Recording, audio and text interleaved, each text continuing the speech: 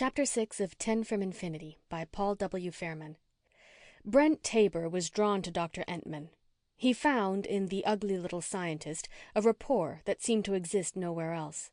At the moment, Entman was having a fine, stimulating time dissecting the cadaver of the android. His ugly little eyes were bright. "It's a miracle, my friend, a positive miracle. The thing these people have been able to do." "People? You've used that word before." Entman waved an impatient hand. "Oh, don't quibble. Why, the creation of an artificial digestive system alone is awesome, not to mention the creation of a synthetic brain." "The brain is what interests me." "I can hardly wait to get into that area. Certain aspects are obvious, though. These creatures must have mental powers far beyond ours. In certain areas, that is." "Tell me more." "That's merely a matter of logic. We know that Homo sapiens, because of his free choice, so to speak, uses, on an average, not more than 1/10 of his mental ability. All right, these people have created, to all intents and purposes, a man. They surely had sense enough to remove the free choice element. The creature surely has judgment, even cunning, but it is no doubt pointed totally and completely toward the objective of its being." "Whatever the hell that objective is." Entman was mildly surprised by Taber's exclamation. He held up a warning finger. "Nerves, boy, nerves. You must watch that. As to the objective, I'm sure it's something pointed at our destruction." "What powers were you referring to?" "Hypnotism, I should think. Any of the mental processes through which one human being strives to assert control over another. We are aware of several of these. They may have found others." "You won't be able to define them by cutting up that brain?" "I doubt it. We could know them only by watching one of the creatures in action." Entman sighed. "If only we had other facts." "What facts?" Entman's smile was almost patronizing. "You're tired, aren't you, son? You're not thinking very well." "God damn it, quit treating me like a cretin." "Temper, temper." "Look at it analytically, son. Analytically. Suppose we knew who these people are. What distances have they covered in arriving here? What is their method of conveyance?" "The distance? Light years, I would assume. The conveyance? A spaceship or a projectile along basic lines, but farther advanced." "All right. We know they've sent 10 creatures to our planet from infinity. That's as good a word to use as any. The next question is, why?" "Damn it, that question is obvious." "And from my point of view, the answer is obvious." "Then I wish to hell you'd give it to me." "Logic, man, logic. A race as far advanced as this one could certainly move in and occupy us without trouble, wouldn't you think?" "Certainly. That's what bothers me. Why all the pussyfooting around with synthetic men who keep dropping dead?" "I think it's because they themselves are unable to exist in the climatic and atmospheric conditions existent on our planet." Brent Taber's eyes opened as Entman went on. "They plan to occupy us, certainly. This we must assume. So they're trying to create an entity through which they can do it. The process is really no different, even though a little more dramatic, than our science creating a mechanical unit that functions to the best efficiency under specified conditions." Taber's fingers snapped up. He pointed at Entman's desk. "They'd like to know why their androids died. Maybe they weren't alike, at least not exactly alike. Maybe there were differences you haven't found yet. Maybe they turned out 10 models and they want to know which one worked the best." "You get the point," Entman beamed. "They'd like the data you're assembling, those reports you've got in front of you. I imagine they'd find them quite interesting." "Do you think we can assume the 10th android died also?" "Perhaps. We have no proof that it killed the one found slain in Greenwich Village." "I'm satisfied to assume that. But I'm wondering just what contact these people, as you call them, had with their androids. Could a part of the brain have been a sending and receiving device?" "It would be difficult to tell. I delved in far enough to find a mechanical device, if there had been one. It did not exist in those I dissected. There is another possibility, though, except that we often make the mistake of assuming that what we humans on Earth can't do, can't be done. Consider telepathy. Who's to say they were not made capable of communicating in that way, at whatever distance?" He paused for a moment, deep in thought, before going on. "Has it occurred to you that the 10th android might be a supervisor, the boss, the captain? If he is still alive, why haven't you found him? You have the men and facilities at your command." Brent Taber sprang to his feet. "Doctor," he answered, scowling, "did you ever hear of a project so secret that it couldn't even be given enough personnel to make it work?" Entman smiled sympathetically. "Washington is a strange place in some ways, son. Usually it's the other way around. You get so much help, they get in each other's way. I'm glad I'm not involved in those phases of it." Brent paced the floor, occupied with his own thoughts. It was more than mere frustration. It went deeper. There was his resentment of the dressing down he'd taken from authority, the subtle coolness that had begun to permeate his relations with those upstairs. He jerked his mind away from such thoughts. Nerves. That was it. He was tense. He was imagining things. They were certainly too well aware of the gravity of this situation to let petty politics interfere. Or were they? "Okay, Doc," Brent said crisply. "Thanks for letting me pick your brain. Good luck, son." Entman went back to his work and Taber left. As he walked down the corridor, he analyzed the cheerful tone of Entman's voice and told himself that even Entman didn't really believe it. Entman had the evidence before his eyes, but he still couldn't get the concept of alien creatures from space really taking us over. It was too unbelievable. Am I the only one who really believes it? He asked himself this question as he hailed a cab in the street and watched a fat man in a bowler hat slip in and take it away from him. "You're slipping, Taber," he muttered. "You're definitely slipping." The bell rang. Rhoda Kane opened the door. The man standing there was not extraordinary in any way. He appeared just short of middle age. He wore a blue suit and a blue necktie. The word for him was quiet. He was a man who did not stand out. "My name is John Dennis," he said. "I would like to speak to you." The abrupt demand annoyed Rhoda. She frowned and was about to retort just as peremptorily, but an odd bemusement tempered her mood. The man was uncivil enough to be interesting. She said, "I'm busy now." But instead of closing the door, she stepped back into the room. The man came in, and it was he who closed the door. "I don't wish to alarm you, Miss Kane." "I'm not in the least alarmed." As she spoke, Rhoda wondered if this was true. But the wondering itself was on such an impersonal basis that it didn't seem to make much difference. Also, she was noticing that John Dennis was not quite as he'd first appeared. He was much younger than middle-aged, really. Somewhere in his 30s. He was quiet, yes, but handsome, too. There was a rugged individuality about him that was easily missed at first glance. A definite attractiveness. "I want to ask you about a friend of yours, Frank Corson." This seemed like a logical request. It definitely seemed that way, but at the same time, Rhoda was confused as to why it should appear to be. A man came and knocked on the door and entered and asked a question like that? It shouldn't have been all right, but it was.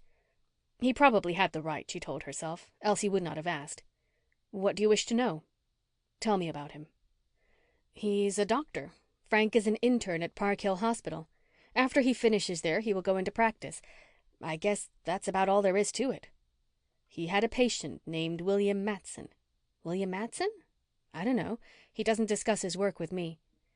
"This was a patient with a broken leg who was taken to the hospital night before last." He did mention one man. I don't know his name, though.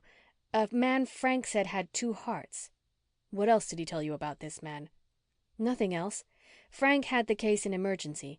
We came here, and then Frank was bothered. He went back and examined the man and came out and said he had 2 hearts." "Was that all he said?" "Nothing else." John Dennis looked around. Then, when Rhoda stirred and passed a hand quickly through her hair, he brought his eyes back to bear on hers. Rhoda lowered her hand. "Does Frank Corson live here?" "No, this is my home. Frank lives in the village." "What village?" "Greenwich Village. It's a part of New York. Are you a stranger?" John Dennis did not answer. "Why doesn't he live here with you?" Why, we're not married. We're only engaged." "That means you will get married later." "I hope to." "Does he hope to?" "Yes, I'm sure he does." "Then he will live here with you?" "I don't know. We may find another place." "What's wrong with this one?" "Why, nothing. Nothing at all." Such strange questions, Rhoda thought. Why was he asking them? No doubt he had a reason. It somehow did not occur to her to wonder why she was answering. Her own thoughts on the matter did not seem important. He lives here with you sometimes, doesn't he? He stays over once in a while. Why doesn't he stay over all the time? Because we're not married. What do you do when he stays over? We talk. Is that all? We make love. How do you do that? Rhoda hesitated for the first time. Haven't you ever made love? His words came a little sharper. How do you make love? We lie in each other's arms. We show affection for each other. You lie in the same bed together? Yes, of course. If you were married, what would you do? I said we would live together. Would you make love? Yes. Would you lie in the same bed together? Yes. Is there anything you would do if you were married that you don't do now? Of course. We would live together. We would be man and wife. It would be, well, legal. It is not legal to make love and lie in the same bed together now? No. Well, yes. You see, he was joking, of course. Rhoda was sure of this. She wanted to explain it all to him, but he suddenly lost interest. Frank Corson knew nothing else about William Matson? The man with two hearts? Only that. It was all he told me. I think he knows more. I want you to ask him. Then I will come and ask you. I'll ask him if he knows anything more than what he told me. Ask him if he knows of any other men with two hearts. I want to know where they are and what happened to them. I'll try to find out. You must find out. Will you come back soon? I will come back. You must do as I tell you. I will do as you tell me.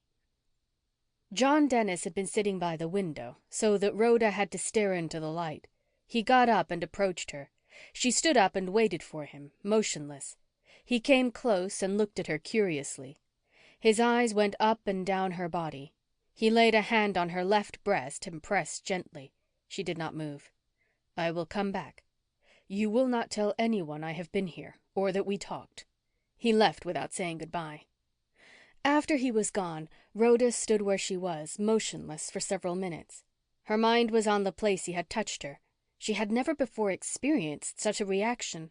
Never before had a man's hand, even on her bare flesh, produced such thrill and excitement.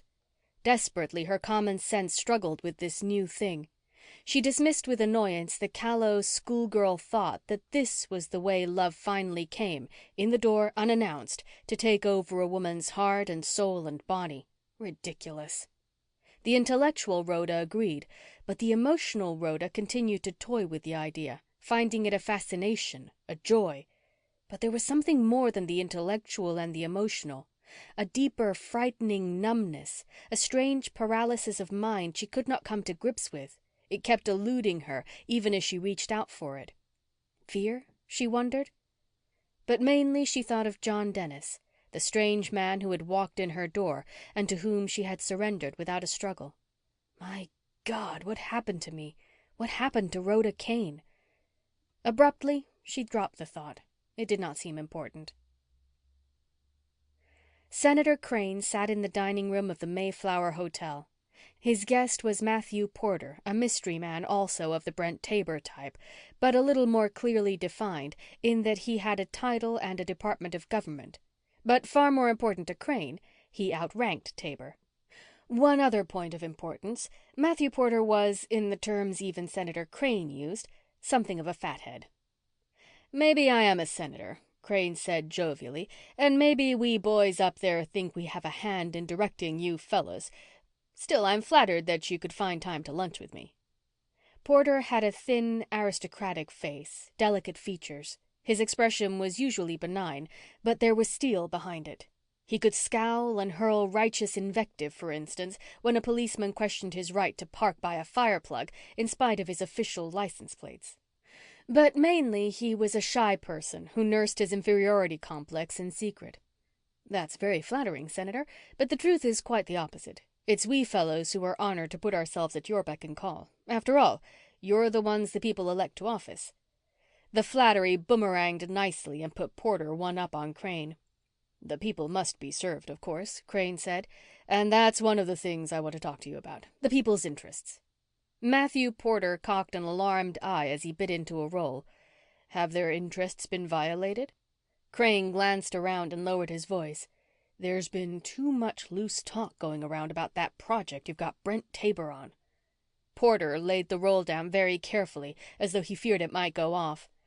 "I'm not sure I know what you're referring to, Senator. Your reticence is quite understandable. That I bring it up at all must shock you, but—" Crane hesitated, a touch of sadness brushing across his face. "But what, Senator?"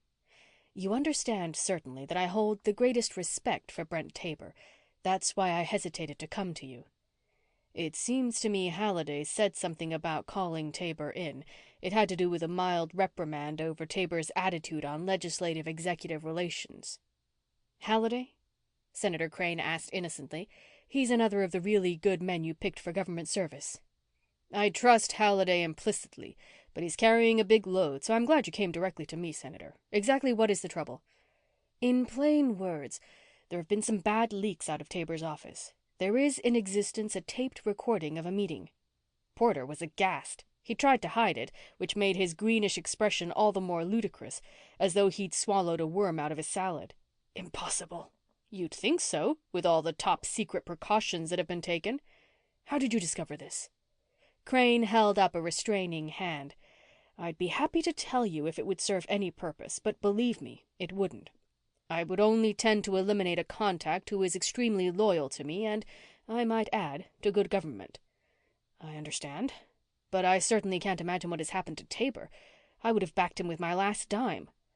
"I actually don't think it was Taber's fault. A man can't personally see to every detail in his department." "That's the responsibility of whoever's in charge." Crane sighed. "Yes, I guess that's a cold, hard fact of life in this time of danger. But don't be too hard on him. Perhaps there's an explanation." "He'll have his chance to explain," Porter said grimly. "I'm sure you understand how it pains me to have to, well, put this black mark on the record of a good man. I debated many hours and searched my soul before I came to you. With a man's career at stake—" "Men are expendable," Porter snapped. "The nation's safety is not." Again, Crane glanced around. "Are the Russians really that far ahead?" Porter's eyes narrowed just a shade. "The Russians? Did you listen to the tape you mentioned?" "Only sketchily. I assumed the danger is far greater. A senatorial committee was briefed on the thing. I honestly think you should have been on that committee, Senator. By coming to me, you've done far more toward protecting the nation's safety and that of the world than any of your colleagues." "Let's just say I had more opportunity." "Your modesty is becoming." "And now," Crane said wryly, "now that I've done all I can, I wish I could forget the whole thing. But with the gravity of the situation—" "I'll see that you get a complete briefing." "Thank you. And I promise I'll be most discreet." A little while later, on the way back to his office, Crane smiled. Now maybe that self-important little son of a bitch Taber would find out what it meant to insult a United States senator. From there, his mind went to another insult. So they'd passed him up informing the committee to hear about the damned androids, had they? Well, by God, he'd show them the people of his state wouldn't tolerate that either. The people back home were going to hear about their senator. It probably wouldn't even be necessary to campaign next year. End of chapter 6.